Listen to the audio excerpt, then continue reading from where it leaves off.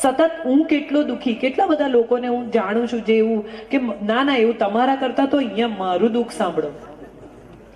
મારે ઘેર આજે બાઈ નથી આવી એવું કહેવા પણ તમે કોઈને ફોન કરો તો કે બોલો અમારી બાઈ પણ એટલી રજાઓ પાડે છે. આજે આવી છે કે નહીં, આજની વાત કરો.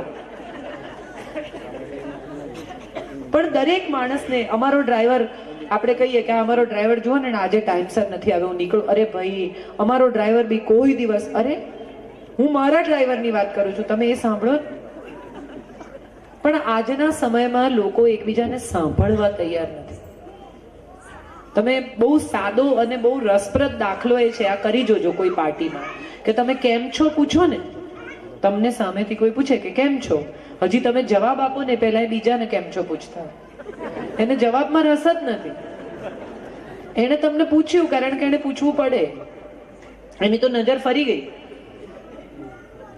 હજી કોઈને તમે એમ પૂછો કે તબિયત કેમ છે, તો એ નાના હતા અને બહુ બાળપણમાં એમને ઉલટીઓ થતી હતી ત્યારથી એ વાર્તા ચાલુ કરે. એનો કોઈ મતલબ જ નથી. સુખ તો હમણાં છે, અહીંયા છે અથવા નથી, સ્પષ્ટતા છે અથવા નથી, એની વચ્ચે કઈ નથી. there is nothing in between. it's there or it's not there. અર્ધ સત્ય, અર્ધ સ્પષ્ટ, થોડું સુખ, આવા શબ્દો નથી. કાં તો મને બધી જ વસ્તુમાં મજા આવે છે અને કાં તો મને કોઈ વસ્તુમાં મજા નથી આવતી, અને આ બંને પરિસ્થિતિ મારા મનના સ્ટેટ ઓફ માઇન્ડ પર ડિપેન્ડન્ટ છે. કેટલાક લોકો કેવી રીતે, એક બહુ સરસ શાહબુદ્દીનભાઈ જોક કહેતા હતા, મને ખબર નથી કેટલા લોકોને ખબર છે, પણ કે કેટલાક લોકો સુખની વાત કરે ને તો એટલી ખરાબ રીતે કરે કે આપણને એમ થાય કે બોલો એમ કે આજે સવારે હું ઓફિસ પહોંચ્યો અને છેલ્લા 8 દિવસથી જે ટેન્ડરની પાછળ પડતો હતો એ ટેન્ડર કે ગયું કે ના ના થઈ ગયું. અરે તો એ આનંદની વાત છે, આમ શું પછી, તો કે પછી શું, પેલો વાઈફનો હાર ખોવાઈ ગયેલો, તે ઘરમાં કકળાટ ચાલતો હતો 3 દિવસથી, તે શું મળ્યો, હા મળ્યો, એ જ તો કહું છું. તો એમાં આમ ક્યાં આવે? અને કેટલાક લોકો એટલા દુઃખની વાત પણ એટલી જુદી રીતે કરે કે અમે બધા જમ્યા, વાતો કરતા હતા, પપ્પાએ આઈસ્ક્રીમ ખાધો, હજી અમને કઈ સમજ પડે પહેલા તો શું ગુજરી ગયા. અરે આવી રીતે કહેવાય? એક ભાઈ ગુજરી ગયા તો એક માજી ને ત્યાં બેસણામાં ગયા બધા, એટલે કે શું થયું, તો કે થવાનું શું કે છે, એમને રીંગણા નથી ભાવતા એટલે મેં રીંગણાનું શાક કરેલું. તો કે તો મેં એમને કીધું કે ભાઈ કકળાટ ના કરશો, તમે જઈને લઈ આવો તમારે જે શાક ખાવું હોય. તો કે કઈ નહીં, બજારમાં ગયા, ગાડીએ ટક્કર મારીને ઉડ્યા. તો કે પછી શું, મને તો રીંગણા ભાવે જ છે ને ભાઈ. એટલે આ એવું છે, હવે તમારે નક્કી કરવાનું છે. So I think it's more of training yourself and laughing about it than crying about it. Same thing, you can laugh and you can cry. કોઈ ઓપરેશનમાંથી પસાર થવાનું હોય તો તમને બીક લાગે, ડર લાગે, રડવું આવે, ચીસો પાડો તોય જવાનું છે, અને હિંમત રાખો તોય જવાનું છે. હિંમતથી તમારા પ્રશ્નો ઓછા થશે. એવી જ રીતે કોઈ વ્યક્તિ વિશેની સારી વાતો યાદ રાખશો તો એ વ્યક્તિ સાથેના સંબંધો મજબૂત જ થવાના છે. એમાં કોઈ નુકસાન નથી. આયુર્વેદિક દવા જેવું છે, આડઅસર નથી. ફાયદો નહીં થાય તો વાંધો નહીં, નુકસાન તો નહીં જ થાય, એવું હું માનું છું. જી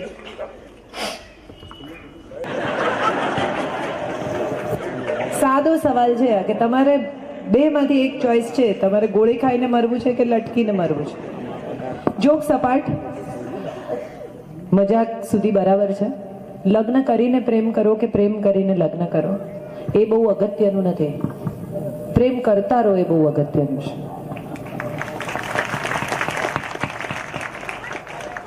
લગ્ન થઈ ગયા માટે પ્રેમ અટકી જાય કે લગ્ન થઈ ગયા માટે પ્રેમ શરૂ જ ન થાય, એને બદલે લગ્ન સાથે સીધો સંબંધ પ્રેમનો રહે એ બહુ અગત્યનું છે. બે લોકો એકબીજા સાથે સ્નેહથી જીવે ને એનાથી વધારે સુખ આ જગતમાં બીજું કોઈ નથી.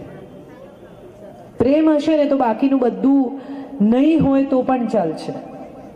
અને આ સત્યો આપણે આપણી આજુબાજુમાં જોયા જ છે, એવું નથી કે આપણે નથી જોયા. અભાવમાં જીવી જતા લોકોને આપણે મળ્યા છીએ, આપણે જાણીએ છીએ ક્યારેય કોઈએ એવું વિચાર્યું છે કે નરસિંહ મહેતાને તો ઈશ્વરમાં શ્રદ્ધા હતી ને ઈશ્વરે એના બધું ઈચ્છાઓ પૂરી કરી કે એની જવાબદારીઓ પૂરી કરી?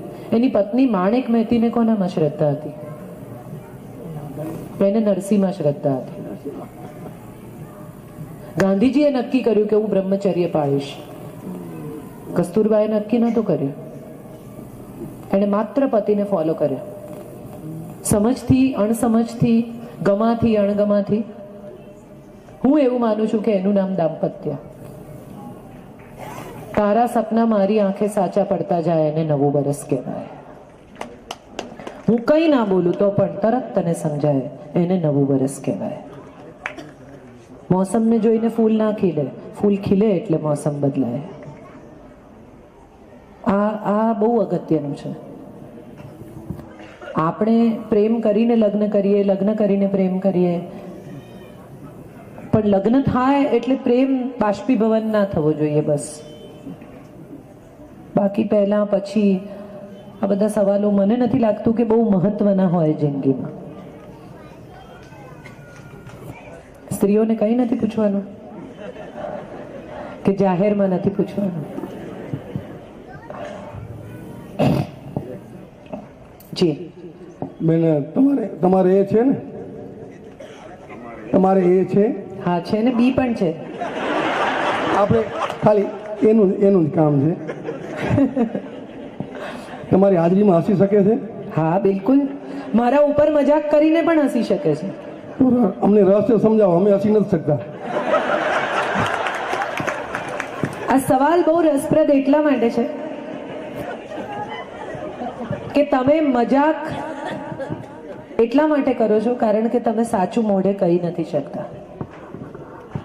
આ વાતને થોડીક ગંભીરતાથી લઈએ આપણે કે જે પતિઓ એવી ફરિયાદ કરે છે ને કે હું મારી પત્નીની મજાક કરું છું ને એને ખોટું લાગી જાય છે, એ બધા જ પતિઓએ એક વાત એવી સમજવાની જરૂર છે કે ખોટું લાગે એવી મજાક ન થવી જોઈએ.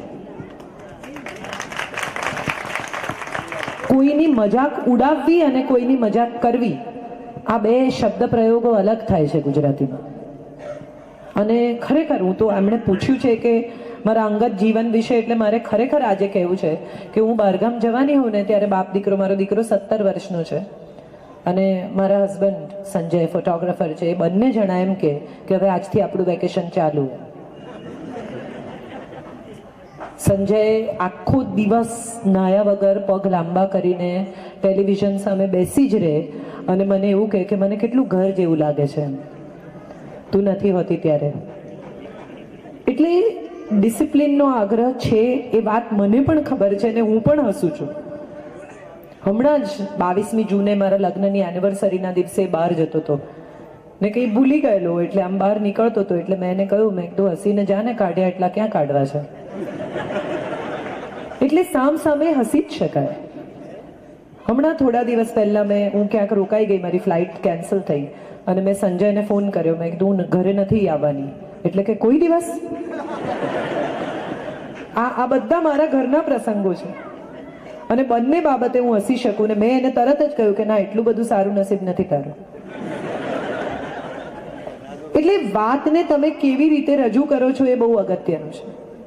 અમે સ્કૂલથી સાથે ભણ્યા છીએ, અમે મિત્રો છીએ, વધારે પતિ પત્ની ઓછા રહી ગયા છીએ હવે. અને ત્યારે મને એક વાત ચોક્કસ એવી સમજાય છે કે સપ્તપદીનું 7મું વચન બહુ સુંદર છે, સપ્તમે સખા ભવ.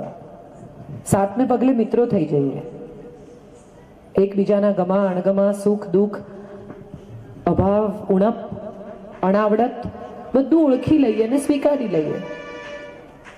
એમને ખોટું લાગતું હોય તો એવી મજાક ન કરવી અને એમને કહેવું કે હું તને ચાહું છું પણ આ મારો સ્વભાવ છે. પણ આપણે આઈ લવ યુ કહેવાનું ભૂલી જઈએ છીએ અને ઉણપ શોધવા તૈયાર હોઈએ છીએ. ત્યારે હું માનું છું કે આવું થતું હશે. હું પ્રેમ કરું છું છતાં આવી મજાક કરું છું એવું જો કહી શકાય તો હું માનું છું કે બધી જ પત્નીઓ હસી શકે અને હસવા દઈ પણ શકે. તાળી પાડો, મેં બહુ મોટી વાત કરી, ડઘાઈ ના જાઓ અને તમારા પક્ષમાં વાત કરી છે.